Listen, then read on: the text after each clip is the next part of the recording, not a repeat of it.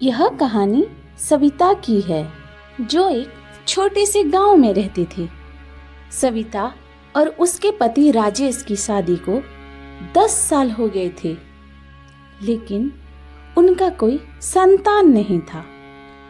यह बात गांव वालों के बीच में चर्चा का विषय बन गया था और लोग तरह तरह के उनके बारे में बातें करना शुरू कर दिए थे। समाज के दबाव पर राजेश पर बहुत गहरा असर पहुंचाया था और वो लगातार संतान की प्राप्ति के लिए परेशान रहने लगा। कुछ सालों बाद आखिरकार खुशखबरी सुनने को मिली। सविता गर्भवती हो गई। ये खबर सुन के पूरे परिवार खुशी से झूम उठा। सबको उम्मीद थी कि इस बार उनका वारिस जरूर आएगा, जो परिवार की इज्जत और नाम को बढ़ाएगा। राजेश और उसके पूरे परिवार को लड़का चाहिए था, क्योंकि गांव में यही रिवाज था। लेकिन जब सविता डॉक्टर को दिखाई तो डॉक्टर बोले, लड़का नहीं है, लड़की है। ये सुन के सविता बहुत दुखी हो गई और अपने पति राजेश को ये बात बताई। राजेश को ये बात जब पता चली, वो भी बहुत उदास हो गया। राजेश की माँ को और बाकी परिवार वालों को जब ये बात पता चली, वो भी बहुत नाराज हो गए और राजेश की माँ ने राजेश को बोला, अरे बेटा, ये बच्चा गिरा दो, एक लड़की से हमारा क्या होगा? हमें तो बारिश चाहिए था, ये लड़की से हमारा क्या होगा? और तुम ये बच्चा गिरा दो। राजेश ने जब यह बात सविता को बोली तो सविता बहुत दुखी हो गई और रोने लगी। सविता को एक बेटी ही चाहिए थी, लेकिन पति और अपने ससुराल के दबाव में आके वो कुछ नहीं कर पा रही थी। एक तरफ उसका दिल कह रहा था कि वो अपने बेटी को जन्म दे, और दूसरी तरफ समाज का डर और परिवार के दबाव में वो कुछ नहीं कर पा रही थी। लाचार बेबस हो गई थी सविता।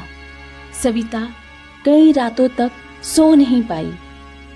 वो अपने बच्ची के हलचल महसूस कर रही थी तो उसके दिल में ममता जाग उठी। वो सोचने लगी, क्या मेरी बेटी को इस दुनिया में आने का हक नहीं है, क्योंकि सिर्फ वो एक लड़की है? क्या उसे मर जाना चाहिए, उसे मार देना चाहिए?